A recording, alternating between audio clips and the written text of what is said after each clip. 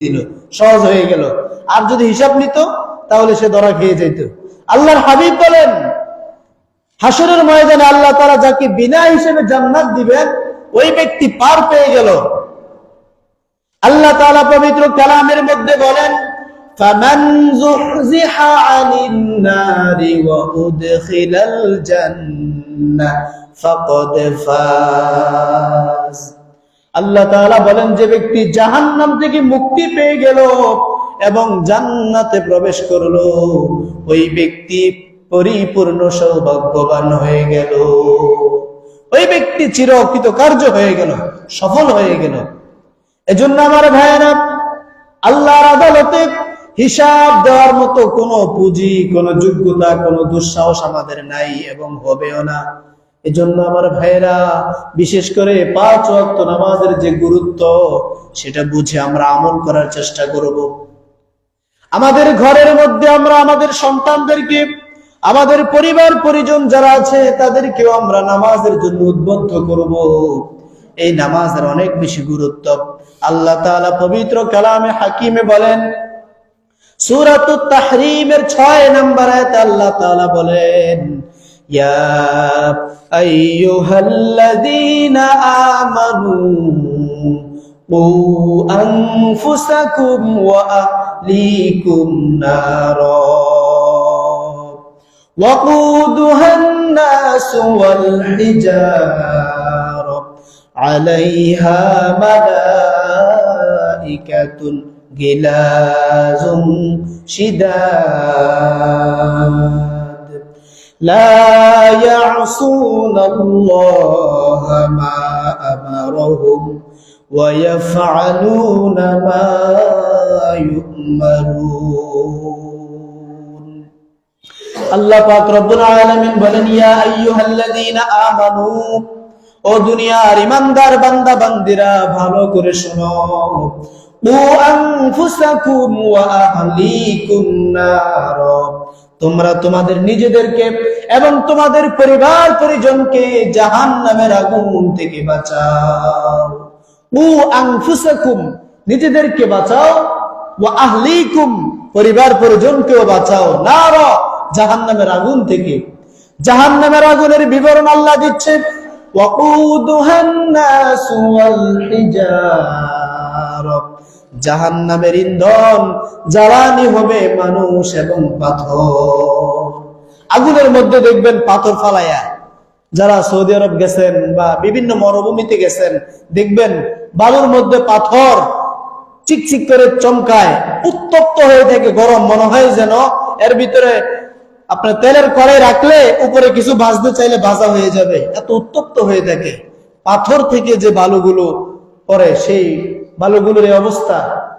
তো বালু আগুনের মধ্যে তো এমনি উত্তাপ, তারপরে যখন পাথর দিবে, পাথর দেওয়ার পর আগুনের তাপ আরো বহুগুণে বেড়ে যাবে।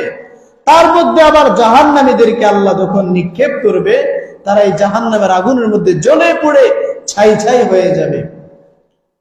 ওয়াকুদুহান নাসু ওয়াল হিজারা, এই জাহান্নামের আগুনের জ্বালানি হবে মানুষ এবং পাথর। আলাইহা মালাইকাতুন গিলাজুন শিদাদ, এই জাহান্নামের মধ্যে দায়িত্বশীল এক শ্রেণীর ফেরেশতা থাকবে, যেই ফেরেশতাদের হৃদয় হবে অত্যন্ত পাষাণ।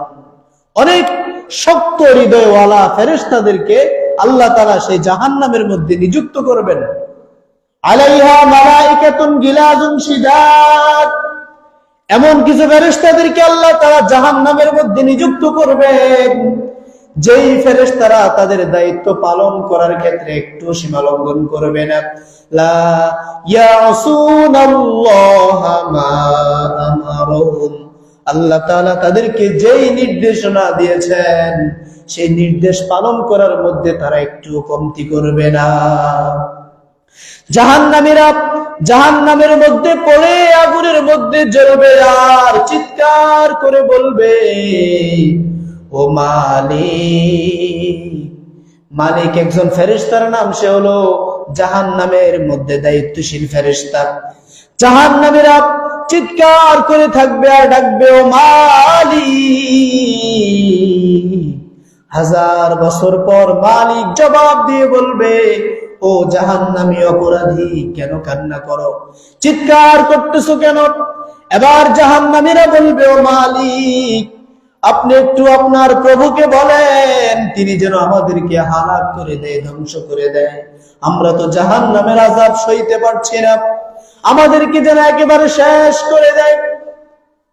এবার মালিক ফেরেশতা বলবে, ও অপরাধী জাহান্নামী, এখন জাহান্নামের আযাব সহ্য করতে পারছো না, দুনিয়ার মধ্যে কি তোমাদের কাছে সতর্ককারী আসে নাই? তখন তারা বলবে, হা হা, আমাদের কাছে সতর্ককারী এসেছিল, আমাদের নিকট নবীরা এসেছিল কিতাব নিয়ে, আসমানি কিতাব নিয়ে, তারা এসে আমাদেরকে সতর্ক করেছিল। তখন মালিক বলবে, তো তাদের কথা মানো নাই কেন? তখন তারা বলবে, আমরা তাদেরকে বিদ্রোহ করতাম, ঠাট্টা করতাম, হাসি তামাশা করে উড়িয়ে দিতাম। এজন্য মালিক ফেরেশতা তখন তাদেরকে বলবে, ওয়া আনতুম মাকিসুন খালিদুনা ফিহা, যে তোমরা সবাই এই জাহান্নামের মধ্যে চিরকাল থাকবে এবং এর মধ্যে তোমাদের অবস্থান এবং তোমাদের আযাব চলতেই থাকবে, চলতেই থাকবে। যখন নবীরা তোমাদের কাছে কিতাব নিয়ে এসেছিল, তোমরা তাদেরকে ঠাট্টা বিদ্রূপ করতাম, আল্লাহর হুকুমগুলা মানতে না। উলামায়ে কেরাম তোমাদেরকে বারবার বলতো, ভাই নামাজ পড়ো, কিন্তু নামাজ পড়তা না। ভাই সুদের এই গুনাহ করিও না, সুদ নামক এই মরণ ব্যাধি ছেড়ে দাও, তখন তোমরা সুদের গুনাহ ছাড়তে না।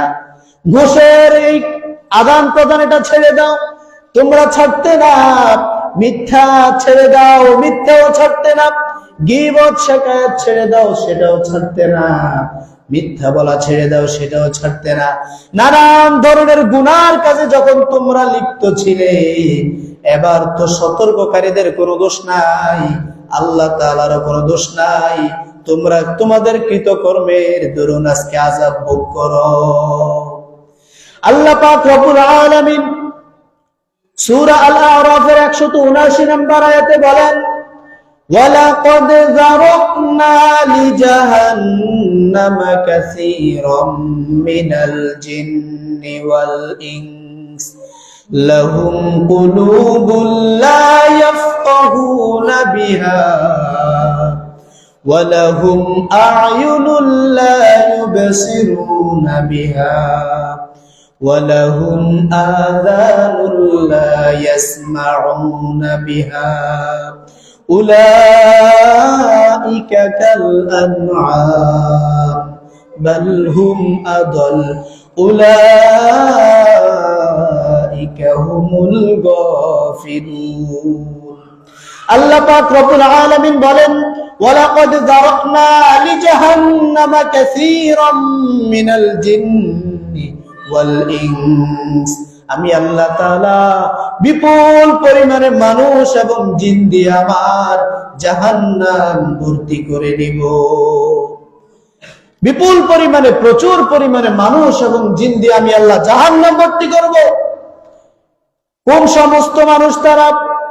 আল্লাহ পাক রব্বুল আলামিন বলেন, লাহুম কুলুবুন লা ইয়াফকাহুনা বিহা, ওই সমস্ত মানুষদেরকে দিয়ে আমি আল্লাহ জাহান্নাম ভরে নেব, যাদেরকে আমি আল্লাহ কলব দিয়েছি, অন্তর দিয়েছি, আকল দিয়েছি, বিবেক বুদ্ধি দিয়েছি, কিন্তু তারা তাদের আকল, বিবেক বুদ্ধি এবং কলবকে কাজে লাগায় নাই।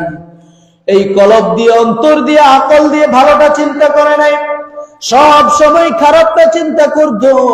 কিভাবে মানুষের উপকার না করে খারাপ করা যায়, কিভাবে মানুষের ক্ষতি করা যায়, এই বিবেক দিয়ে তখন সে কুচিন্তা করত, খারাপ পরিকল্পনা করত।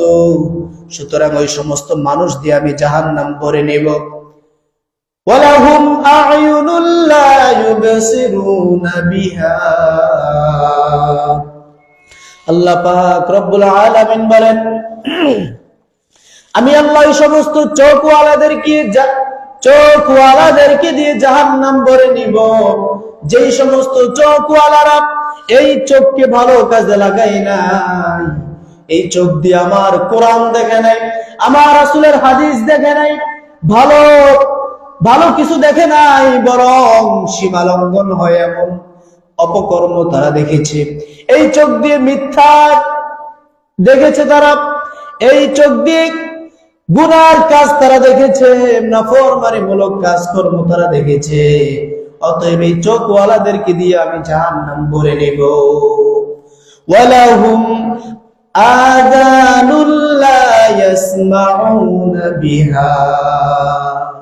তৃতীয় নাম্বার আল্লাহ তাআলা বলতেছেন, ওই সমস্ত লোকদেরকেও আমি জাহান্নামে দিব যাদেরকে আমি আল্লাহ কান দিয়েছি শ্রবণ করার জন্য, শোনার জন্য।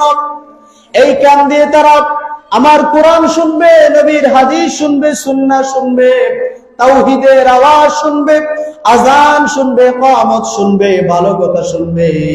কিন্তু মানুষেরা ভালোটা না শুনে এই কান দিয়ে গীবত শুনে, চুগলখড়ি শুনে, এই কান দিয়ে মিথ্যা সাক্ষী শুনে, এই কান দিয়ে খারাপ কথাগুলো শুনে, গান বাজনা ইত্যাদি রকমারি অশ্লীল বেহায়াপনা তারা শুনে। অতএব আমি আল্লাহ তাআলা এই সমস্ত কানওয়ালাদেরকে দিয়েও জাহান্নাম ভরে দিব। আমরা দেখতে পাই দুনিয়ার মধ্যে যত প্রাণী আছে সমস্ত প্রাণীকে আল্লাহ চোখ দিয়েছেন, কান দিয়েছেন। গরু, ছাগল, ভেড়া, বকরি, সাপ, বিচ্ছু, কীট পতঙ্গ, হাঁস, মুরগি, যত সৃষ্টি আমরা দেখতেছি সমস্ত সৃষ্টির চোখও আছে, কানও আছে। চোখ দিয়ে সে দেখে, কান দিয়ে শুনে। আল্লাহ পাক রব্বুল আলামিন তাদেরকে আকল দেন নাই, কলব দেন নাই, বিবেক দেন নাই যে তারা ভালো মন্দ পার্থক্য করতে পারবে। মুরগি যদি জানে যে আমি এখন এই ঘর থেকে বের হয়ে সামনে গেলে আমাকে আগুনের মধ্যে পড়তে হবে, গর্তের মধ্যে পড়তে হবে, তাহলে সে আর উড়াল দিয়ে ওইখানে গিয়ে পড়তো না। সে হয়তো পরে বের হতো, অথবা বের হয়ে আস্তে করে ডানে বামে চলে যাইতো। কিন্তু আল্লাহ তাকে সে আকল দেন নাই, সেই বিবেক দেন নাই। আল্লাহ তাআলা বলতেছে, আমি আল্লাহ তাআলা দুনিয়ার সমস্ত প্রাণীকুলকে চোখ আর কান দিয়েছি, তারা শুধু দেখবে এবং শুনবে।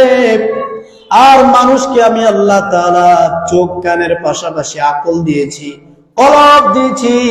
ভালোটা বুঝবে, খারাপটাও বুঝবে, বুঝার পরে পার্থক্য করে ভালোটা গ্রহণ করবে এবং খারাপটা থেকে বিরত থাকবে।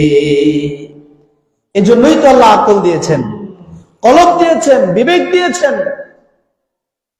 যে সুদ এটা খারাপ কাজ, এটা করা যাবে না। সুদের সবচেয়ে বড় গুনাহ হলো আল্লাহ এবং তার রাসূলের সাথে যুদ্ধের ঘোষণা হলো। সর্বনিম্ন মানের ছোট গুনাহ হলো নিজের মায়ের সাথে জিনা করার গুনাহ, তার আমলনামায় আসবে। যখন কোন আকলমান বিবেকবান মানুষ এই সুদের কথা, সুদের ভয়াবহতা সম্পর্কে জানবে, তার ভিতরে যখন আকল আছে, সে চিন্তা করবে এই গুনার কাজ আমি করব না। ঘুষের কাজ, ঘুষ দিলেও পাপ, নিলেও পাপ। এটা যখন কোন আকলওয়ালা ব্যক্তি চিন্তা করবে যেটা করলে আমার অন্যায় হবে, তখন সে আর এটা করবে না। মিথ্যা বলা মহাপাপ, সে যখন জানবে, জানার পরে সে বলবে এটা করা যাবে না। এভাবে যত অন্যায় পাপাচারমূলক কাজকর্ম আছে সেগুলো যখন করতে যাবে, তার বিবেকে বাধা দিবে। এটা ভালো নাকি খারাপ, ভালো হলে গ্রহণ করবে, খারাপ হলে বর্জন করবে। যার প্রমাণ আল্লাহ তাআলা পবিত্র কালামে হাকিমের মধ্যে বলেন, মা আতাকুমুর রাসূলু ফাখুযুহু ওয়া মা নাহাকুম আনহু ফান্তাহু। আল্লাহ তাআলা বলতেছে, দুনিয়ার মানুষেরা, আমার রাসূল, আমার হাবিব তোমাদের নিকটে যা কিছু নিয়ে এসেছেন, যা তোমাদেরকে দিচ্ছেন, প্রদান করেন, সেগুলো তোমরা গ্রহণ করো। আর যেগুলো থেকে তোমাদেরকে বিরত থাকতে বলে, ফান্তাহু, সেগুলো থেকে বেঁচে থাকো। যেগুলো কল্যাণকর সেগুলো তোমরা গ্রহণ করো, আর যেগুলো অকল্যাণকর সেগুলো থেকে বিরত থাকো। এজন্য আমার ভাইয়েরা, এই ভালো কাজ মানুষের মধ্যে যখন এসে যাবে, আল্লাহ পাক রব্বুল আলামিন ভালোর বিনিময়ে তার পাপগুলো মুছে দিবেন এর প্রমাণ আল্লাহ তাআলা বলেন, ইন্নাল হাসানাতি ইউযহিবুনাস সাইয়্যাত। ভালো কাজ যখন আমরা করব, আল্লাহ তাআলা আমাদেরকে এই ভালো কাজের উসিলায় আমাদের গুনাহগুলো মুছে দিবেন। একজন মুফাসসির তাফসীর ইবনে কাবির যিনি লিখেছেন, আল্লামা ইমাম ফখরুদ্দিন রাজি রাহমাতুল্লাহি আলাইহি তাফসীরে কাবীরের মধ্যে সুন্দর একটি ঘটনা, বিস্ময়কর একটি ঘটনা উল্লেখ করেছেন যে একবার হযরত মূসা আলাইহিস সালাম তার প্রিয় সহধর্মিণী সহ মাদিয়ান শহর থেকে মিশরের দিকে যাত্রা করলেন। মিশরের দিকে তিনি যখন যাত্রা করতেছেন, যাত্রা করার পথে তার স্ত্রী ছিল প্রেগন্যান্সি, গর্ভবতী অবস্থায় ছিল। এটা এই উদাহরণটা তিনি এজন্য উল্লেখ করেছেন যে আল্লাহ তাআলা সমস্ত সৃষ্টিকে সৃষ্টি করেছেন এবং তাদের অবস্থান সম্পর্কে আল্লাহ তাআলা অবগত আছেন। এটা বোঝানোর জন্য এই আল্লামা ফখরুদ্দিন রাজি রাহমাতুল্লাহি আলাইহি তাফসীরে কাবীরের মধ্যে ঘটনাটা এনেছেন যে মূসা আলাইহিস সালাম তার স্ত্রীকে নিয়ে মাদিয়ান থেকে মিশরের উদ্দেশ্যে তিনি রওনা হলেন। পথের মধ্যে স্ত্রীর প্রসব বেদনা শুরু হলো। আল্লাহর পয়গম্বর মূসা আলাইহিস সালাম এবার আগুনের দরকার হয়ে পড়ল। আগুনের খুঁজে, আগুনের সন্ধানে তিনি বের হয়ে এদিক সেদিক ছোটাছুটি করতে লাগলেন। আগুন আনতে গিয়ে তিনি নবুয়ত লাভ করে ফেললেন। সুবহানাল্লাহ। আগুন খুঁজতে গিয়ে তিনি নবুয়ত পেয়ে গেলেন। তারপরেও তার ভিতরে অস্থিরতা কাজ করতেছে। আমার স্ত্রীর প্রসব বেদনা শুরু হয়েছে, এখন কই পাই আগুন, কই পাই পানি, কই পাই আমার জরুরি অন্যান্য সামগ্রী। এ হচ্ছে পাহাড়ি এলাকা। তখন আল্লাহ পাক রব্বুল আলামিন এমন সময়ে মূসা আলাইহিস সালামকে আদেশ করলেন, ওগো পয়গম্বর মূসা, আপনার হাতে যে লাঠি আছে এই লাঠি দিয়ে একটা পাথরের মধ্যে আঘাত করেন। মূসা আলাইহিস সালাম আল্লাহর আদেশ পালন করতে গিয়ে লাঠি দিয়ে পাথরের মধ্যে আঘাত করলেন। আঘাত করার সাথে সাথে পাথরটা দ্বিখণ্ডিত হয়ে ওই পাথর থেকে দ্বিতীয় আরেকটা পাথর বের হয়ে আসলো। আল্লাহ পাক আদেশ করলেন পয়গম্বর মূসা দ্বিতীয় পাথরের মধ্যে আঘাত করেন। এবার আল্লাহর আদেশে তিনি দ্বিতীয় পাথরের মধ্যে আঘাত করলেন। আঘাত করার পরে পাথরটা ফেটে তার থেকে তৃতীয় আরো একটি পাথর বের হয়ে আসলো। আল্লাহ পাক আদেশ করলেন, ওগো পয়গম্বর, ওগো মূসা, তৃতীয় পাথরটার মধ্যেও আপনি আঘাত করেন। এবার তিনি এত জোরে আঘাত করলেন, পাথরটা চূর্ণ বিচূর্ণ হয়ে গেল। আর ওই পাথরের ভিতর থেকে তিনি লক্ষ্য করে দেখলেন একটা ছোট্ট কীট, ছোট্ট একটা পোকার মতো এই পাথর থেকে বের হয়ে নেমে আসতেছে। তিনি লক্ষ্য করলেন এই যে কীটটা বের হয়ে আসতেছে, কীটের মুখের মধ্যে দেখা যায় একটু খাদ্যের কোনা পরিমাণ কি যেন দেখা যায়। এবার আল্লাহ পাক রব্বুল আলামিন ওই পিঁপড়া এবং মূসা আলাইহিস সালামের মধ্যে যে পর্দা ছিল, আবরণ ছিল, সেটা দূর করে দিলেন। পয়গম্বর মূসা যেন ওই কীটের ভাষা বুঝতে পারে যে কীট কি বলতেছে। এবার তিনি লক্ষ্য করে দেখলেন কীট তার মুখ দিয়ে উচ্চারণ করতেছে, সুবহানা মাইয়ারানি, সুবহানা মাইয়ারানি। কীট বলতেছে, পবিত্র মহিমাময় সেই আল্লাহ, সেই সত্তা যিনি আমাকে দেখেন, ওয়ায়ারযুকুনি, যিনি আমাকে রিজিক প্রদান করেন, ওয়ায়াসমাউ কালামি, যিনি আমার কথা শুনেন, ওয়ায়ারিফু মাকানি, যিনি আমার অবস্থান সম্পর্কে জানেন, ওয়ায়াযকুরুনি, যিনি আমাকে স্মরণ করে, ওয়ালা ইয়ানসানি, যিনি আমাকে কখনো ভুলে যায় না। ওই কীট বলতেছে যে আল্লাহ হচ্ছে এমন সত্তা যিনি আমাকে দেখে, আমার কথা শুনে, আমাকে স্মরণ করে, আমার অবস্থান সম্পর্কে জানে এবং কখনো আমাকে ভুলে যায় না। অতএব আল্লাহ তাআলা পয়গম্বর মূসাকে বুঝালেন, ও পয়গম্বর মূসা, আপনি আল্লাহর উপর তাওয়াক্কুল করেন আর দোয়া করেন যে আল্লাহ একটা পাথরের ভিতরে তিনটা পাথর ওই পাথরের ভিতরে একটা কীটকেও আল্লাহ তাআলা না খাওয়াইয়া রাখে না। সুতরাং রিজিকের ফয়সালা আল্লাহর হাতে। এজন্য রিজিকের ফয়সালা একমাত্র আল্লাহর পক্ষ থেকে হয়। আজকে আমরা যখন কোনো বিপদে পড়ে যাই, তখন আমরা মানুষের কাছে গিয়ে ধর্ণা দেই, মানুষের কাছে গিয়ে দাঁড়াই যে ভাই আমাকে 5,000 10,000 টাকা দেন, আমাকে অমুক তমুক দেন। যদি সাহায্য সহযোগিতা পায়, তারপরে বলে অমুকে যদি আমাকে এই একটা অ্যামাউন্ট না দিত, একটা সহযোগিতা না করতো, তাহলে আমার উপায় ছিল না।